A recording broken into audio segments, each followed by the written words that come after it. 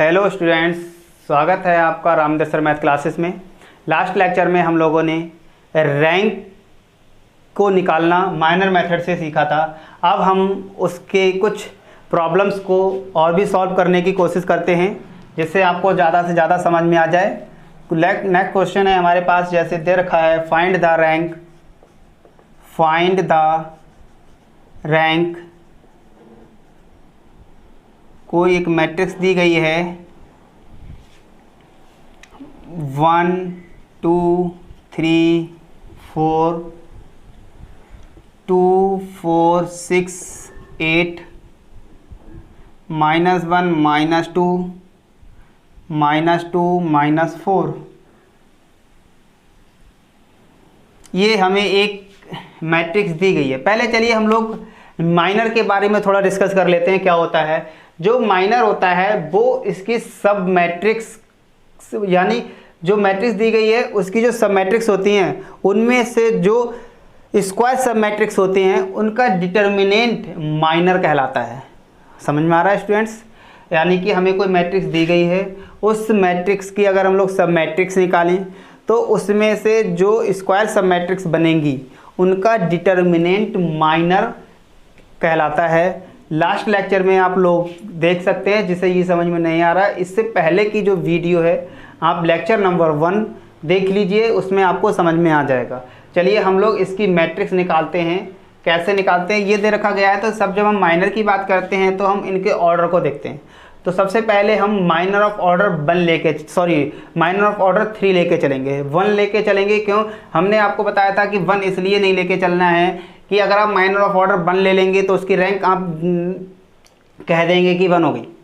ठीक है, तो हम ज़्यादा से कम के लिए चलेंगे। अगर हमारे पास ऑर्डर 3 में उसकी रैंक नहीं निकलती है तो इसका मतलब क्या होगा कि उसकी रैंक 3 से कम होगी। ठीक है, चलिए हम लोग पहले तो निकालते हैं इसका सॉल्यूशन में माइनर ऑफ ऑर्डर 3 ऑर्डर का माइनर निकालेंगे तो हम लोग क्या करेंगे, इसमें एक एक कॉलम को लीव करते रहेंगे।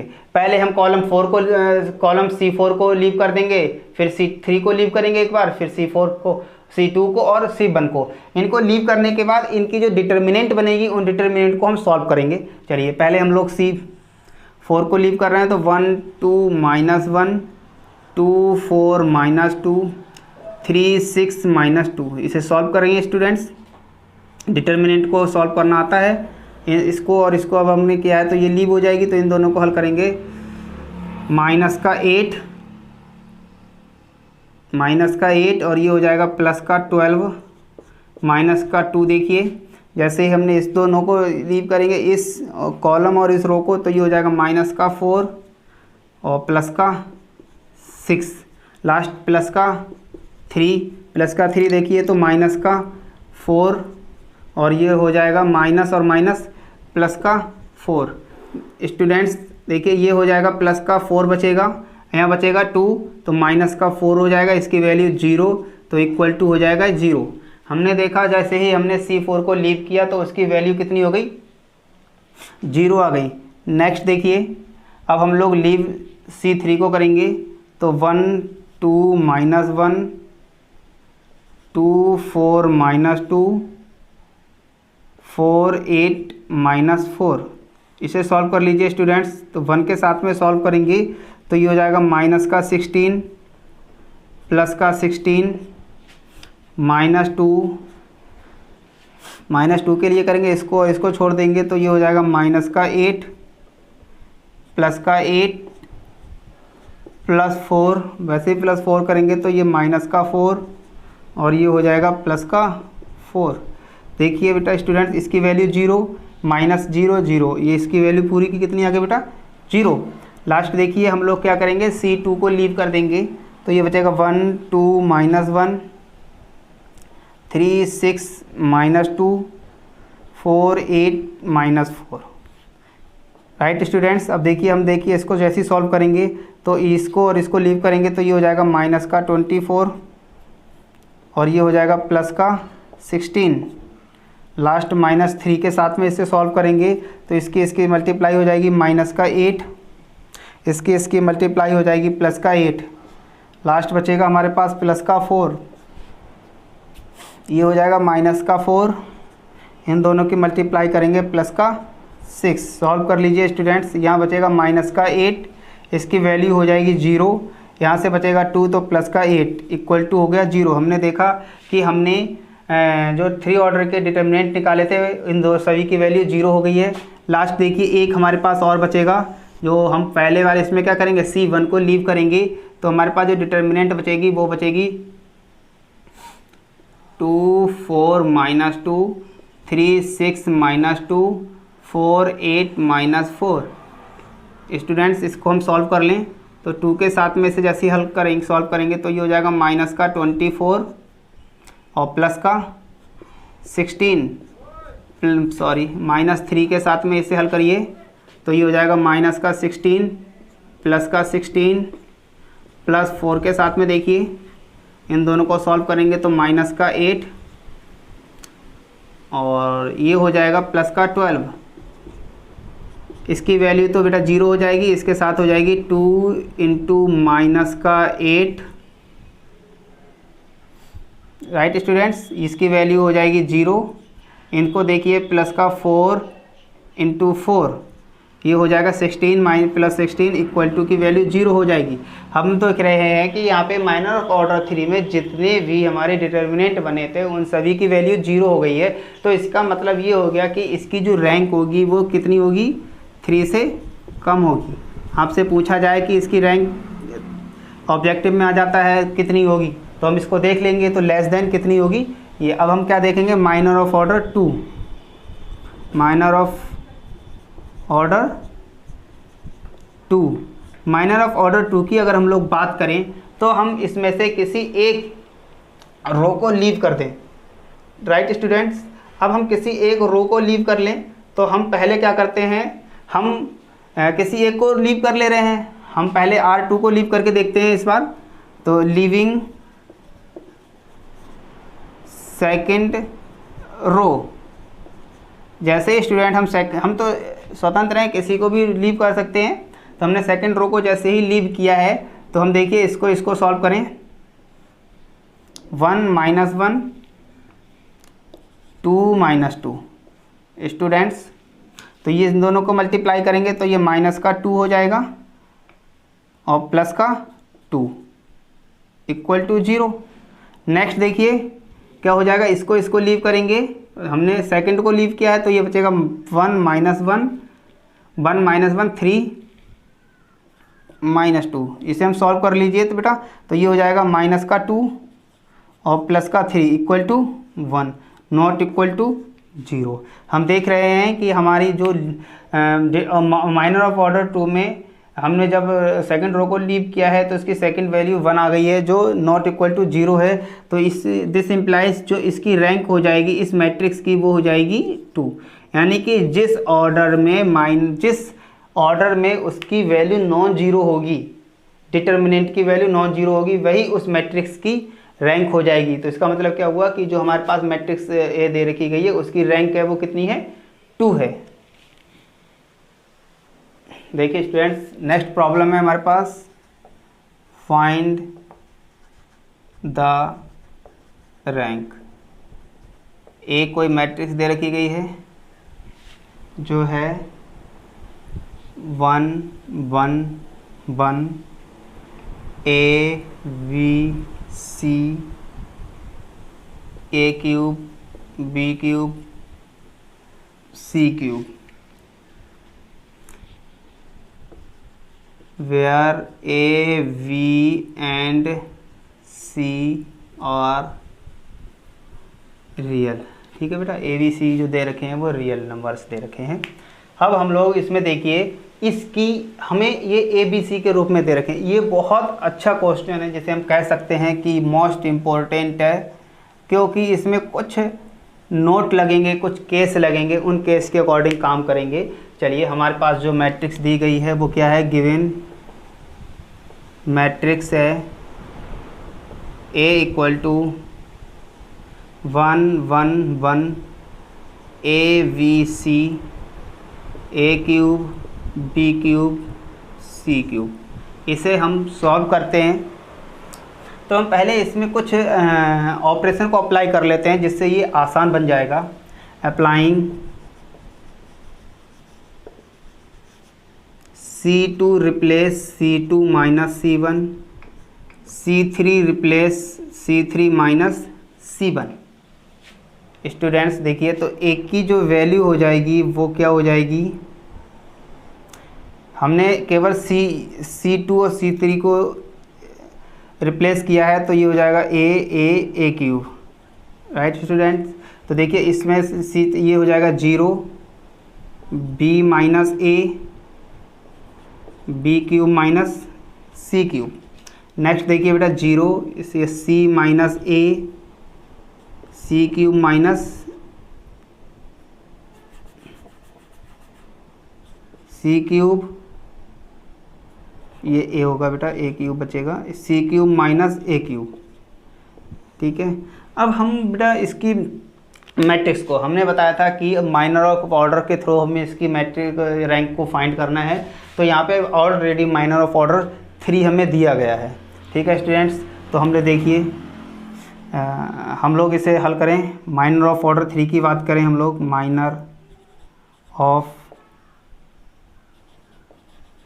ऑर्डर 3, माइनर ऑफ ऑर्डर 3 की बात करें तो ये मॉड ऑफ 1 हो जाएगा, right students. Order of minor 1 हो जाएगा, तो ये 1 0 0 A, B minus A, C minus A cube, B cube minus A cube, C cube minus A cube, right students. इसे देखिए सॉल्व तो कर लेंगे हम लोग। मॉड ऑफ इक्वल टू की वैल्यू क्या होगी, देखिए बाकी तो ये 0 हो जाएगा, केवल एक ही बचेगी, 1 के साथ में बचेगी। ठीक है बेटा, तो ये हो जाएगा B minus A into, sorry हाँ, इन दोनों की मल्टीप्लाई हो जाएगी, तो ये बचाएगा V minus A, C cube minus A cube minus C minus A, V cube minus A cube. अब हम इसे सॉल्व कर लेते हैं। देखिए बेटा, हमने A cube minus B cube का यहाँ फार्मूला लगा देते हैं, यहाँ पे C cube minus A cube का, यहाँ पे B cube minus A cube का फार्मूला लगा देते हैं। तो यहाँ बचेगा B माइनस A, इसका फार्मूला लगाएंगे C minus A, C square, देखिए हम लोग इसका फार्मूला लगाते हैं, C square plus A square plus AC, right students. इसी तरह से माइनस का ये हो जाएगा C minus A, B minus A, B square plus A square plus AB, right students. अब हम इसमें से कुछ कॉमन ले सकते हैं, B minus A, C minus A, B C minus A, B minus A common ले सकते हैं। तो ये बचेगा B minus A, C minus A। अब हमारे पास जो ब्रैकेट में बचेगा वो हो जाएगा C square plus A square plus AC minus B square plus A square plus AB, right students. इसे हम लोग अब क्या करें, ओपन कर लेंगे। तो B minus A, C minus A, open कर लीजिए, C square plus A square plus AC minus B square minus A square minus AB। कुछ कैंसिल हो जाएगा, A स्क्वायर से A स्क्वायर कैंसिल हो जाएगा। तो ये बचेगा हमारे पास B minus A, C minus A, देखिए C square minus V square एक फार्मूला बन जाएगा क्या। तो यहाँ से हम देखिए एक चलिए C square minus V square एक बन जाएगा, और एक बचेगा प्लस का AC माइनस AB। यहाँ हो जाएगा B minus A, C minus A, ये C माइनस यानी कि A square minus B, C square minus B square का फार्मूला, तो C minus V, C plus V. इस पूरे से क्या कॉमन लिया जा सकता है, ए कॉमन लेंगे तो सी माइनस बी बचेगा। राइट स्टूडेंट, अब हम यहाँ से सी माइनस वी बाहर ले लें तो ये बचेगा V minus A, C minus A, C minus V, और अंदर बचेगा A plus B plus C. तो हमारे पास जो मॉड ऑफ ए की जो वैल्यू निकल के आएगी, हम इसको एक साइक्लिक के रूप में लिख लें। यहाँ से अगर हम माइनस कॉमन लेंगे तो ये हो जाएगा ए माइनस बी, फिर मिलेगा v माइनस सी। यहाँ से हम माइनस कॉमन लेंगे, ये प्लस का हो जाएगा तो ये हो जाएगा b माइनस सी, और अगला है c माइनस ए, और लास्ट बचेगा हमारे पास a plus B plus C. Right student, हमारे पास जो मॉड ऑफ a की वैल्यू आ गई है वो क्या है, a minus B, b minus C, c minus A और a plus B plus C. अब यहाँ पे हमारे पास कुछ केस बनेंगे। क्या देखिए, क्योंकि ये नंबर वेरिएबल्स हैं, इनकी वैल्यू कम्प्लीटली नहीं है।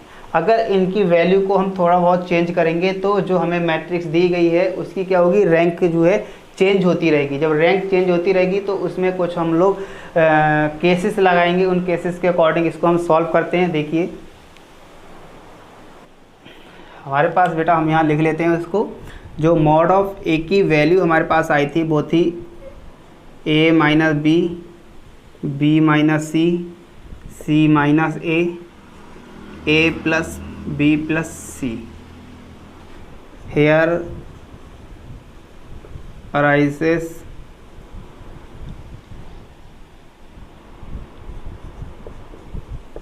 Following cases. यहाँ पे कुछ ऐसे कुछ केस अराइज होते हैं, ठीक है।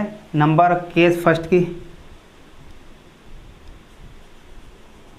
फर्स्ट देखिए, केस फर्स्ट में हम लोग क्या करते हैं कि जो ए बी सी जो वैल्यू दे रखी गई है उन सभी को हम नॉट इक्वल टू मान लेते हैं, ठीक है।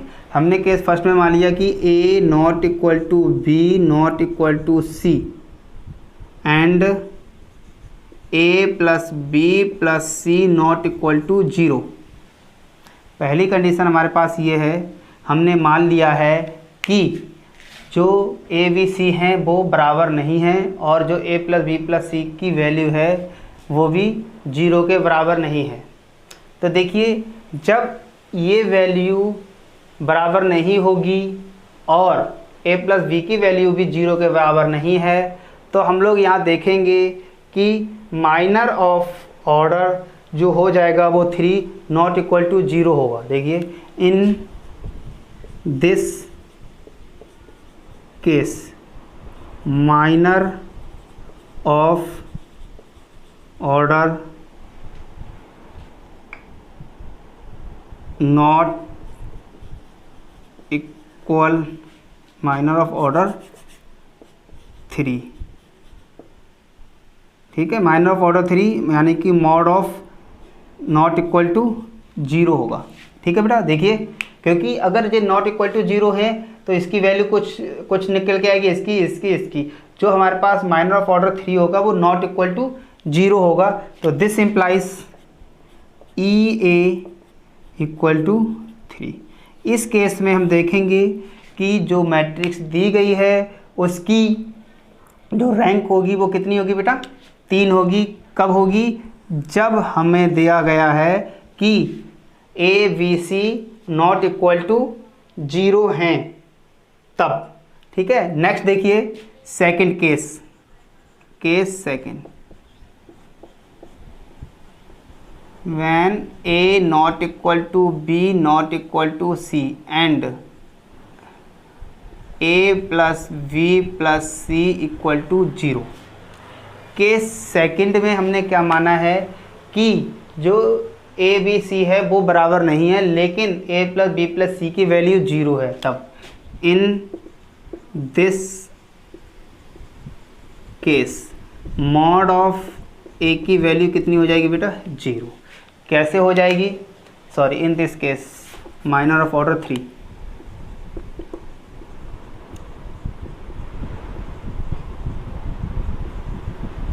माइनर ऑफ ऑर्डर 3 में अगर हम इसकी वैल्यू को देखेंगे तो mod of A equal to 0 हो जाएगा, कैसे जीरो हो जाएगा, क्योंकि हमने माइनर ऑफ ऑर्डर 3 की बात की है। जब माइनर ऑफ ऑर्डर 3 को हमने जो सॉल्व किया है, जैसे ही हम इसकी वैल्यू को यहाँ जीरो लगाएंगे तो ये पूरी वैल्यू जीरो हो जाएगी।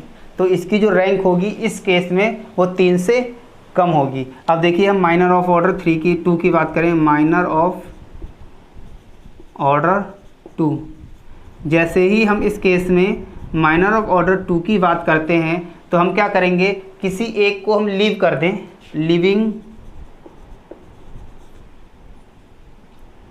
Third row, right students.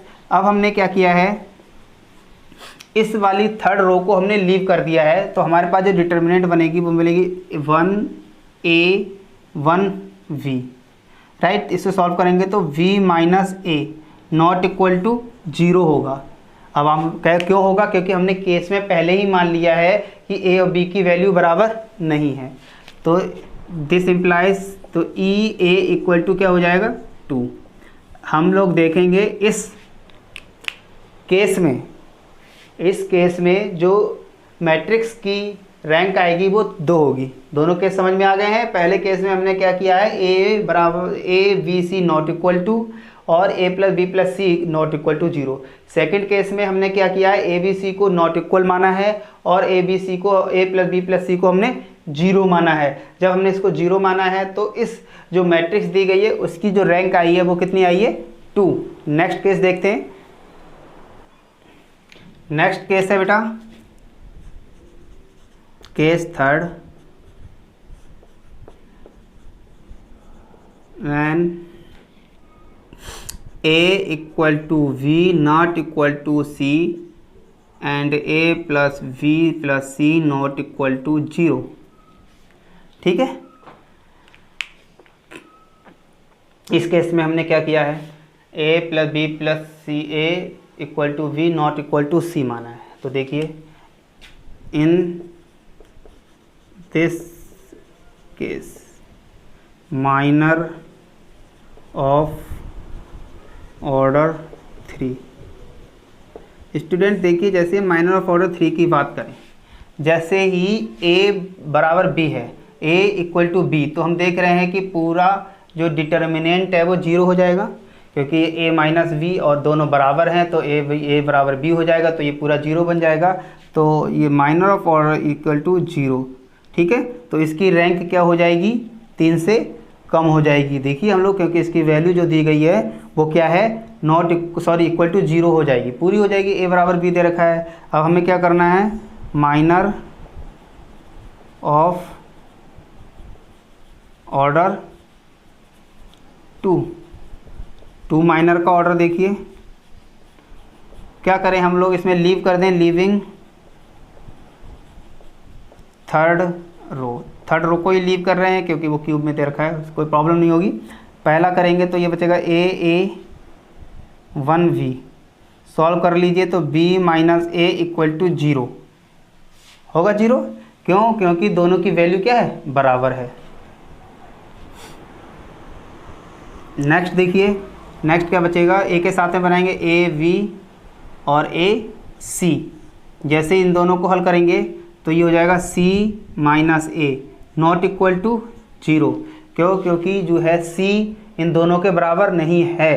तो this implies E A equal to हो जाएगी 2। अगर हमें ये रैंक इस केस की बात करें तो इस केस में क्या होगी, इसकी रैंक 2 होगी। अब देखिए यहाँ पे दो केस और बन जाए, एक केस और बन जाएगा कि आपको समझ में आएगा कि यहाँ पे A B not equal to B, A not equal to B equal to C, उसमें भी रैंक 2 ही निकल के आएगी। देखिए अगर हम यहाँ पे b को बराबर मान लेंगे तो यहाँ पे जो क्या होगा, इसकी वैल्यू नॉट इक्वल टू आ जाएगी। जब इसकी वैल्यू नॉट इक्वल टू आ जाएगी तो इसकी रैंक 2 होगी, चाहे हम b नॉट इक्वल टू करें, a नॉट इक्वल टू करें या b c not equal to करें, इनकी रैंक हमेशा ही 2 ही आएगी। नेक्स्ट केस है हमारे पास case 4, when a equal to v equal to c and a plus v plus c not equal to 0। यहाँ पे हमने मान लिया है कि a बराबर b बराबर c है और a plus b plus c not equal to 0 है। तब इस केस में देखिए क्या होगा, in this case minor of order 3 order की अगर हम लोग बात करेंगे, हमने माइनर ऑफ ऑर्डर 3 को सॉल्व कर लिया है, तो mod of A equal to कितना आ जाएगा 0। इसका मतलब इसकी जो रैंक हो जाएगी वो 3 से कम होगी। अब हम लोग माइनर ऑफ ऑर्डर 2 की बात करते हैं स्टूडेंट्स। माइनर ऑफ ऑर्डर 2 की बात करें तो क्या हो जाएगा, देखिए 1a 1v equal to b minus a equal to 0 हो जाएगा, क्योंकि हमने यहाँ पे मान लिया है कि वो सारे a बराबर b बराबर c, यानी कि तीनों बराबर हैं। तो नेक्स्ट अगर हम लोग देखें तो यहाँ से मिलेगा, हमने इसमें क्या किया है माइनर ऑफ ऑर्डर, एक मिनट स्टूडेंट्स, यहाँ लिख लीजिए minor of order 2 leaving first row. Right students, first row को जैसे ही हम लीव करेंगे तो यहाँ मिलेगा a क्यूब b क्यूब, दोनों को हल कर लीजिए तो b cube a minus a cube b equal to 0 होगा, क्योंकि हम a सारी वैल्यू a के रूप में ले लेंगे तो a की पावर 4 इक्वल टू 0, क्योंकि सारे बराबर हैं। नेक्स्ट हो जाएगा a cube c cube equal to a c cube minus a cube c equal to 0। Right students, next बचेगा हमारे पास b cube c cube equal to b c cube minus c b cube equal to 0। हमने क्या किया है leaving first रो, अब हम यहाँ पे कर दें लीविंग सेकंड रो। स्टूडेंट्स, जैसे हम सेकंड रो को लीव करेंगे तो क्या मिलेगा, देखिए 1a cube 1b cube equal to b cube minus a cube equal to 0। Same वही कंडीशन है क्योंकि सभी की वैल्यू बराबर है। लास्ट बचेगा a क्यूब 1c क्यूब, जैसे इसे सॉल्व करेंगे तो c cube minus a cube की वैल्यू भी 0 हो जाएगी। लास्ट बचेगा a b cube 1c cube की वैल्यू हो जाएगी b cube c cube equal to 0। हमने क्या किया है माइनर ऑफ ऑर्डर, इस केस में माइनर ऑफ ऑर्डर 2 में हमने देखा कि हमने जब फर्स्ट रो को लीव किया सारे एलिमेंट की वैल्यू 0 आ गई, सेकंड रो को लीव किया तो सारी वैल्यू 0 आ गई। अब हम क्या करेंगे थर्ड रो को लीव करते हैं। स्टूडेंट देखिए, अब हम क्या करते हैं इसमें लीविंग थर्ड रो, जैसे ही थर्ड रो को लीव करते हैं तो क्या मिलेगा हमें 1a 1v b minus a equal to 0 हो जाएगा, 1a 1c c minus a 0 हो जाएगा, 1b 1c c minus v equal to 0 हो जाएगा। हमने देखा कि माइनर ऑफ ऑर्डर 2 में इस मैट्रिक्स की सभी वैल्यू 0 हो गई। अब हम क्या करेंगे minor of order 1, minor of order 1 में हम जिससे सॉल्व करेंगे तो पहला हो जाएगा mod 1 equal to 1 not equal to 0, तो this implies E A equal to 1। हमने देखा कि हमने यहाँ पे 4 केस बनाए थे। केस नंबर 1 में हमने क्या किया था, जो ए बी सी थी वो नॉट इक्वल ले लिए थे, यानी कि तीनों की वैल्यू अलग अलग ली थी, और A plus B plus C not equal to 0 लिया था। तब हमने देखा था कि उस मैट्रिक्स की जो रैंक निकली थी वो 3 थी। जैसे ही हमने केस 2 की बात की थी, केस 2 में क्या किया था हमने A not equal to B not equal to C but A plus B plus C equal to 0 लिया था। तब हमने देखा था कि उस मैट्रिक्स की रैंक जो थी वो 2 निकली थी। इसी तरह से केस 3 में हमने क्या किया था, a equal to B not equal to C लिया था और a plus B plus C not equal to 0 लिया था। तब हमने देखा उसकी रैंक 2 निकली थी। सेम 4 में लिया था तो उसकी रैंक 1 निकली है। देखिए ये इसलिए बहुत ज़्यादा इम्पोर्टेंट क्वेश्चंस है क्योंकि इसमें हमें कुछ अपनी तरफ से केस लगाने पड़े थे और उन केसों से इस मैट्रिक्स की जो रैंक है हर केस में अलग अलग निकली थी। आशा करता हूँ आपको ये जो मेथड है बहुत अच्छे से समझ में आ गया होगा। अगर नहीं समझ में आया है तो प्लीज़ कमेंट कर दीजिए, मैं उसको दोबारा समझाने की कोशिश करूँगा। और अगर मेरे द्वारा पढ़ाया गया आपको समझ में आ रहा है और वीडियो पसंद आ रही है तो लाइक और सब्सक्राइब कीजिए, शेयर कीजिए। Thank you.